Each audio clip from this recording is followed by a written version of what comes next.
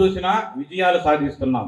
మనం 25 ఏళ్ల నుంచి దాదాపు అంటే 2004 నుంచి 2000 దాదాపు 5 సార్లు జనరల్ ఎలక్షన్, ఒక బై ఎలక్షన్లో మనం ఓడిపోవడం జరిగింది.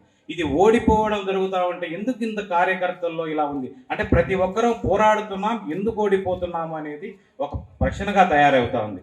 ఎందుకంటే తెలుగుదేశం పార్టీలో ప్రతి ఒక్కరు ఎక్కడ చూసినా నేను ఈ మధ్య వెళ్తున్నాను, పులివెందులు వెళ్తాను, లేకపోతే కమలాపురము, నెక్స్ట్ లేకపోతే మన బొద్దుటూరు, మన జమ్మలమూడి, ఎక్కడికి వెళ్ళినా తెలుగుదేశం పార్టీకి కంచుకోట లాంటి అంటే ప్రతి నాయకులు కానీ కుటుంబ సభ్యులు అంతా ఉన్నారు. ఎందుకు ఓడిపోతా ఉంది అనేది ప్రశ్న. ఎవరికి అర్థం కాదు. మనకు కూడా దగ్గరుండి చూస్తున్నాము, మనందరం అక్కడ చేసిచ్చిన వాళ్ళమే. తప్పకుండా గెలవాలి అంటే మీరందరూ తప్పకుండా సపోర్ట్ చేయాలని ఎందుకు చంద్రబాబు సార్ కానీ లోకేష్ గారు కానీ ఈ మార్పు చేయడం జరిగింది.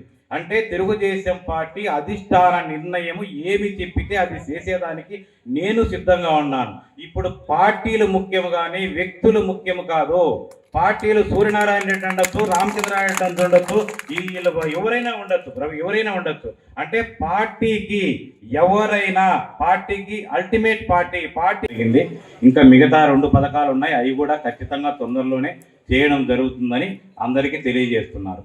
అలాగే నాకు తెలుగుదేశం పార్టీ జాతీయ అధ్యక్షులు నారా చంద్రబాబు నాయుడు గారు, మన ముఖ్యమంత్రి వర్యులు, అలాగే మన లోకేష్ బాబు గారు విద్యాశాఖ మంత్రి వర్యులు, నాకు ఈ బద్వేల్ నియోజకవర్గంలో నేను ఒక చిన్న కార్యకర్తను. మీ అందరికీ తెలుసు, మీ అందరి తోటితే మీ అందరికీ కూడా మీరందరూ సీనియర్ నాయకులు, మీరందరూ పనిచేస్తున్నారు, రాజకీయంలో ఎంతో అనుభవం ఉంది. నాకు ఎలాంటి అనుభవం చాలా తక్కువ ఉంది.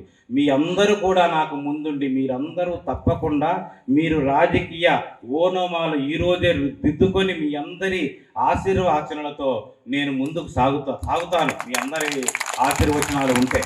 ఎందుకంటే ఈరోజు మన బద్వేల్ నియోజకవర్గం దాదాపు 2004 నుంచి గెలిచింది లేదు. ఎందుకు గెలవలేదు? తెలుగుదేశం పార్టీ ఒకప్పుడు బ్రహ్మాండంగా ఉండిందనేది మన పార్టీకి తెలుసు. వీరారెడ్డి గారి హయాంలో తెలుగుదేశం పార్టీని మన ముఖ్యమంత్రికి ఇంతకు ముందున్న రాజశేఖర రెడ్డి గారిని ఎదుర్కొని నిలబడిన వ్యక్తి వీరారెడ్డి గారు. అలాంటి వ్యక్తి ఉన్నప్పుడు మనం తెలుగుదేశం పార్టీ ఎంత గట్టిగా ఉండిందో అందరికీ తెలుసు.